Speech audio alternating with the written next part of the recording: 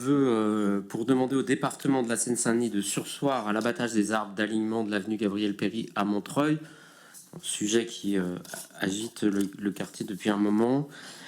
Et donc le vœu est ainsi rédigé: considérant la valeur environnementale, esthétique, patrimoniale et d'aménité que représentent les arbres d'alignement, a fortiori anciens et en zone dense urbaine, considérant le rôle primordial que jouent ces arbres pour la biodiversité et pour l'atténuation et l'adaptation au changement climatique, considérant la protection dont ces arbres bénéficient légalement, notamment au terme de l'article L350-3 du Code de l'environnement, considérant la charte de l'arbre de la ville de Montreuil, considérant le projet du département de Seine-Saint-Denis, gestionnaire de la voirie de l'avenue Gabriel-Péri, qui est donc une voie départementale, à Montreuil, d'y abattre des dizaines de marronniers d'Inde, 45 précisément, âgés de plusieurs décennies, après les 19 déjà coupés en 2020, considérant que les compensations et replantations de jeunes arbres ne peuvent avoir la même valeur environnementale, patrimoniale et d'aménité que des arbres matures, considérant la nécessité d'étudier toutes les alternatives possibles et d'éviter tout abattage non impératif,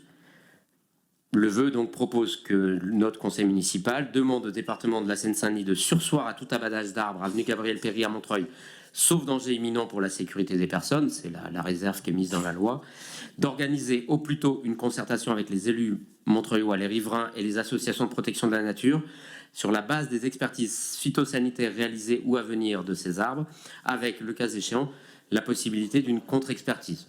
J'ajoute juste pour information que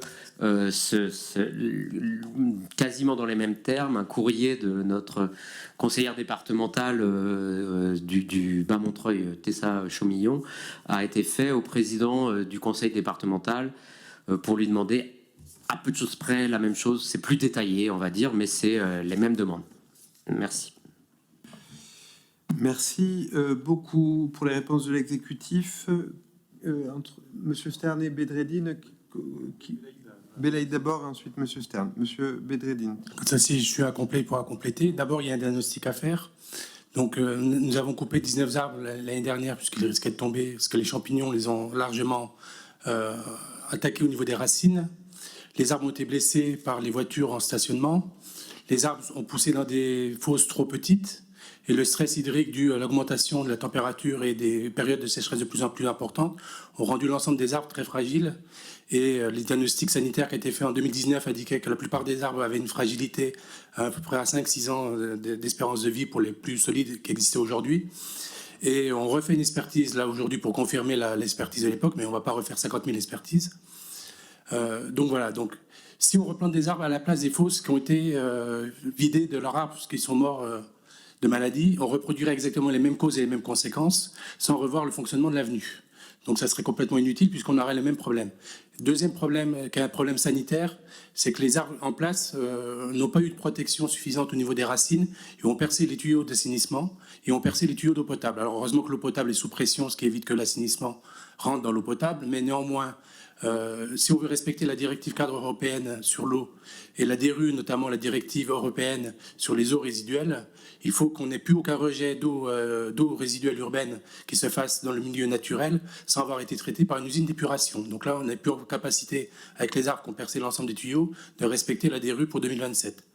Et laisser des pollutions s'infiltrer dans les sols, c'est jamais la bonne solution. C'est se mettre la poussière sur le tapis, on ne la voit pas dans la rue, mais néanmoins, elle finira par atteindre les nappes phréatiques sous notre ville et donc mettre en danger, y compris notre écosystème.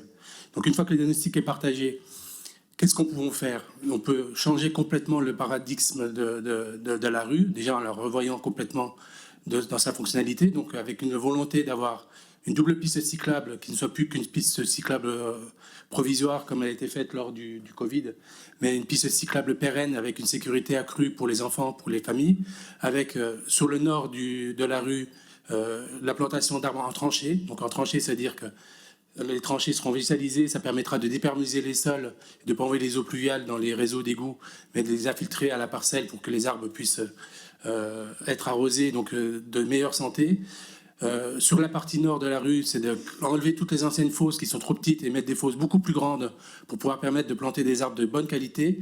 Les arbres que nous allons planter nous sont conseillés par le Muséum d'histoire naturelle qui est situé à Paris mais qui est national sur des essences qui correspondent à la fois aux recherches qui ont été faites par les chercheurs de la maison du Muséum d'histoire naturelle, des essences qui seront même mieux à même de résister à des phases de canicule de plus en plus fortes, à des stress hydriques de plus en plus forts, pour pouvoir justement préserver l'avenir et avoir un alignement qui du coup tienne la route. Avec pour volonté cette fois-ci de planter plusieurs essences différentes.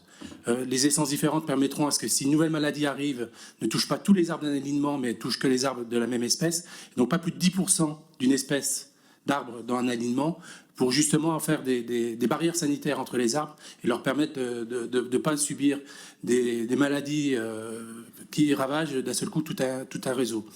Donc voilà, donc on préserve donc double voie cyclable, rangée d'arbres entranchés, nouveaux godets, beaucoup plus grands pour planter des arbres qui sont mieux à même de résister au changement climatique, On règle le problème d'assainissement en arrêtant d'envoyer des eaux usées dans les sols. On arrête le problème de fuite d'eau potable quand on connaît la pénurie que risque de provoquer le changement climatique, y compris en Île-de-France. Je vous rappelle qu'il y a de ça 2 ans, certaines villes de l'Île-de-France ont eu des coupures d'eau.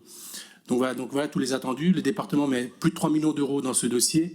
Il n'y a aucun projet immobilier, il n'y a aucun projet foncier, donc il n'y a pas une histoire de spéculation. C'est juste améliorer la vie. Et on parlait de la Seine-Saint-Denis tout à l'heure. La Seine-Saint-Denis ne se contentera pas de quelques marronniers d'Inde en mauvais état pour quelques années supplémentaires. Elle aura besoin de nouveaux alignements. Et si on parle des tiges, la grosseur des tiges, y compris quand on fait de l'écologie, il faut qu'on se renseigne. Plus on plantera des arbres anciens et en les déplaçant d'un lieu à un autre, plus ils sont fragilisés et ne tiendront moins bien le stress hydrique et les changements climatiques, plus l'arbre est assez récent et assez jeune, qu'on n'a pas blessé ses racines en le transportant d'un endroit à un autre, plus sera même de résister dans l'avenir. Et je pense qu'on travaille pour les générations futures, sans égoïsme. Et comme disait Madame Raymonde Bidochon, qui plantait des arbres dans son jardin, en regardant les spectateurs ou les liseurs de BD avec son gros nez en disant « il faut du temps pour faire un chêne centenaire ». Voilà, donc il faut du temps pour faire des chênes centenaires, mais il faut qu'on y attaque dès maintenant pour réussir à laisser à notre ville et aux générations futures quelque chose de sérieux. Alors sur le calendrier, au mois de septembre, il y aura une nouvelle consultation des habitants du quartier dans laquelle on va leur demander de choisir les essences d'arbres parmi celles qui ont été choisies par le muséum pour savoir comment on les alterne, ainsi de suite, entre des grandes tiges, des tiges moyennes et des tiges basses, puisque là, il faudra tenir compte aussi de le rapprochement des façades. On n'aura plus d'élagage rideau, donc ça sera du port libre, parce que l'élagage rideau a participé aussi à ranger les arbres. Donc voilà, donc j'ai dit à peu près l'essentiel. Il n'y aura pas d'abattage d'arbres cet été, puisque de toute façon on n'est pas encore prêt. Et on fera des abattages d'arbres de toute façon entre le mois de novembre, on peut faire des abattages d'arbres que de septembre à mars, puisque dans les autres périodes, une faune et une flore existent dans ces arbres, et donc il faut qu'on abatte les arbres avant mars, par contre, si on veut replanter dès 2023, puisque après mars, les oiseaux ont niché, et donc là, on mettrait des nids en danger, donc il vaut mieux pas que les oiseaux aient le temps de nicher, de les abattre avant, pour que les oiseaux aillent nicher dans d'autres endroits de notre belle ville. Je vous remercie. Merci beaucoup. Monsieur Stern, vous avez la parole.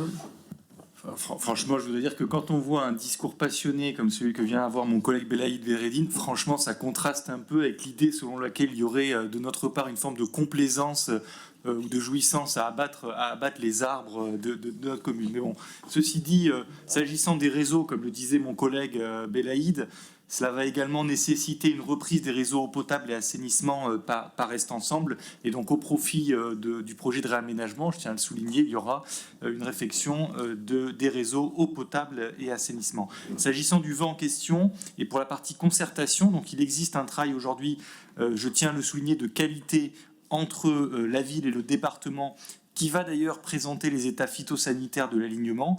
Et donc, il n'y a pas lieu de voter un tel vœu qui demande une concertation, dès lors que c'est tout à fait le souhait du département et que cette réunion est d'ailleurs en cours de programmation. L'échange public basé sur des informations partagées en toute transparence, c'est cela qui est souhaitable.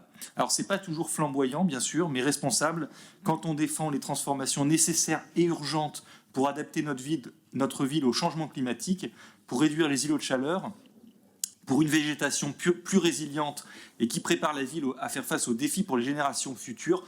Parfois, oui, il faut le dire aussi, au sacrifice des conservatismes ou des égoïsmes qui se dissimulent, parfois assez maladroitement, derrière un discours volontiers emphatique qui veut tout de suite pour soi-même plutôt que de prévoir l'avenir pour ceux qui viennent après nous et à qui nous devons un peu d'humilité et surtout de travail. J'appelle donc à rejeter ce vœu et à participer aux temps démocratiques qui sont organisés sur ce sujet.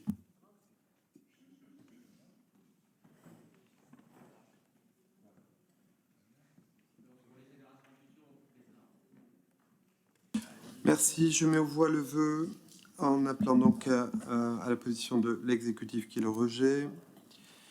Qui est pour le vœu? Une voix, deux voix, pardonnez-moi. Qui s'abstient? Une abstention.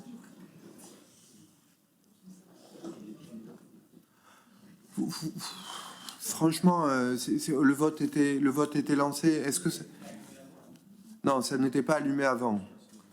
Vous voulez bien la faire juste à l'issue du vote? Ça vous va? Le vote est lancé. Vous direz un mot d'explication qui sera au PV. Qui s'abstient, s'il vous plaît?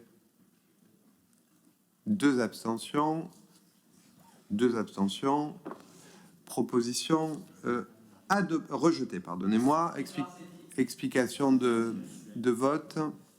Oui, pour faire court, hein, parce que le groupe, une partie des élus écologistes partagent l'inquiétude des riverains sur l'abattage des arbres et entend également la demande de concertation des habitants des quartiers concernés sur le projet de requalification et d'aménagement de l'avenue Gabriel-Péri porté par le département. On partage ces préoccupations exprimées et aussi par le vœu et par les habitants. Et on entend les réponses apportées par le vice-président du département sur la nature du projet et par Olivier, l'adjoint mobilité, sur les prochaines étapes de concertation. Mais en tout cas, nous sommes abstenus, Anne-Marie et moi, dans l'attente des résultats de l'expertise en cours évoquée par Belaïd. Voilà l'explication de vote qu'on tenait à faire avec Anne-Marie. Merci beaucoup. Nous passons aux questions orales.